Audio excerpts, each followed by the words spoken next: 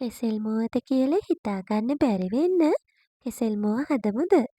මේ විදියට කෙසෙල් මුව හැදුවොත් නම් ඔන්න කන්නේ නැති අයත් ඉල්ල ඉල්ල තමයි කන්නේ. පුදුම රසක් තියෙන්නේ බයිට් එකටත් නියමයි. ඉතින් බත් කන්නත් නියමයි. මේ විදියට හදලා බලන්න හරිය ලේසියි. ඉතින් හදන විදිය එහෙනම් අපි ඉක්මනින්ම බලමු. මුලින්ම කෙසෙල් මුව ටික කැපුවොත් කහට පිපෙන්න පුළුවන් නිසා අපි මුලින්ම මේක දවට ගන්න බැටයක හදාගනිමු. මම මෙතන පාන් පිටි අඩු කෝප්ප භාගයක වගේ ප්‍රමාණයක් අරන් තියෙනවා. ඒකටම ගම්මිරිස් කුඩු තේ හැඳි කාලක්, මිරිස් කුඩු තේ හැඳි භාගයක් මම එකතු කරා. ඒ වගේම ඔයාගේ රස අනුව ලුණු ටිකක් එකතු කරගන්න. ඒ වගේම කහ කුඩු තේ හැඳි කාලක් වගේ එකතු කරගන්න. මෙතෙන්දී ඔයා ගන්න කෙසෙල් මුව ප්‍රමාණයට මේ හදාගන්න පාන් පිටි බැටයක ප්‍රමාණය වෙනස් කරගන්න. ඒ වගේම තමයි මේකට වතුර ගොඩාක් එකතු කරන්න එපා. වතුර පොඩ්ඩක් එකතු කරලා හොඳ ඝනකමක් තියෙන්න තමා මේ බැටර් එක හදාගන්න ඕන. ඔයාට මේක දිය කරගන්න මේ වගේ විස්ක් එකක් නැත්නම් අතින් හොඳට මේක දිය කරගන්න. මොකද පාන් පිටි කැට නැති වෙන්න හොඳට මේක දිය කරගන්න ඕන. ඉතින් මේ විදියට කෙසෙල් මුව හදාගත්තම ගොඩාක් රසයි හරිය ලේසියෙන් හදාගන්න පුළුවන්. ඒ වගේම තමයි පොඩි අය වුණත් කාවේ ගොඩාක් රසට හදාගන්න පුළුවන් රෙසිපි එකක් තමයි මේක. ඊළඟට ලොකු කෙසෙල් මුවක් අපිට ඕන වෙනවා. ඉතින් අවශ්‍ය ප්‍රමාණයට කෙසෙල් මුව අරගන්න පුළුවන් ඔයාට. කෙසෙල් මුව එකේ හොඳට සෝදලා තමා අරන් ඇවිත් තියෙන්නේ. ඊළඟට මෙන්න මේ වගේ පෙති කපා ගන්න ඕන.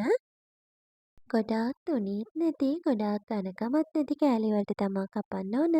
කෙසෙල් මුව එකේ තියෙන මේ කොටස නම් අපිට පාවිච්චි කරන්න බෑ මේ වැඩේට. ඉතින් ඒක ඔයාට තෙල් දාන්න, එහෙම නැත්නම් සම්බෝලයක් හදන්න වගේ පාවිච්චි කරගන්න පුළුවන්. මෙන්න මේ ඝනකමට හදාගෙන දැන් අපි අර කලින් හදාගන්නපු පාන් පිටි බැටර් එකේ මේක දවට ගන්න ඕන. මේ වෙලාවේදී තෙල් ටිකක් රත් වෙන්න තියාගන්න. මේක පාන් පිටි බැටර් එකේ හොඳින් දවටලා ඊළඟට බිස්කට් කුඩු වල දවට ගන්න. ඉතින් මේ විදියට දෙපාරක් බිස්කට් කුඩු වල දවට ගන්න ඕන. ඩබල් කෝට් කරාට පස්සේ මේක හොඳට ලස්සනට කට්ලට් එක වගේ එනවා. ඔයා තාමත් මගේ රෙසිපීස් බලන්නේ මගේ channel එක subscribe කරන්නේ නැතුව නම් දැන්ම ගිහිල්ලා මගේ channel එක subscribe කරලා ළඟම තියෙන bell icon එක click කරලම තියාගන්න. එතකොට මේ වගේ රසම රස රෙසිපි එකක් මම අරන් ආපු ගමන්ම ඔයාට බලා ගන්න පුළුවන්. ඔයාට පේනවනේ මේක හදාගන්න හරියම ලේසියි. වැඩි වෙලා යන්නේ නැහැ. ඉතින් බයිට් එකටත් ඔයාට මේක හරිම ලේසියෙන් හදාගන්න පුළුවන්. පොඩි බඩගින්නකට වුණත් පොඩි අයට හදලා දෙන්න පුළුවන්. කෙසෙල් මුව කියන්නේ ගොඩාක් ගොන කෑමක්. ඒ වුණාට ගොඩාක් අය කන්නේ නැහැ.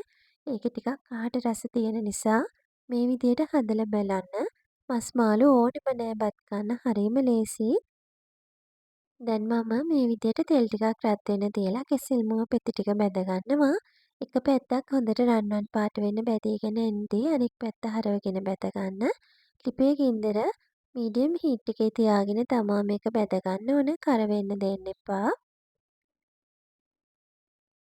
මේ විදියට ගෑර්පුවක් පාවිච්චි කරලා අනෙක් පැත්ත හරවලා දෙපැත්තම හොඳට රන්වන් පාට වෙන්න බැද ගන්න. මේ කෙසෙල් මුව පෙති ඔයාට කැමති නම් මිටි කිරි ටිකක් දාලා උයා ගන්නත් පුළුවන්. මම නම් ආසේ මෙන්න මේ විදියට. ඉතින් හදලා බැලුවොත් රස කොහොමද කියලා පහලින් කමෙන්ට් එකක් දාන්නත් අමතක කරන්න එපා. කෙසෙල් මුව කන්නති යාළුවෝ මේ විදියට හදලා බලලා රස කොහොමද කියලා මටත් කියන්න. මගේ වීඩියෝ එක බැලුවට ගොඩාක් ස්තුතියි. ආයෙත් දවසක රසම රස රෙසිපි එකක් අරන් ඉක්මනින්ම එන්නම්.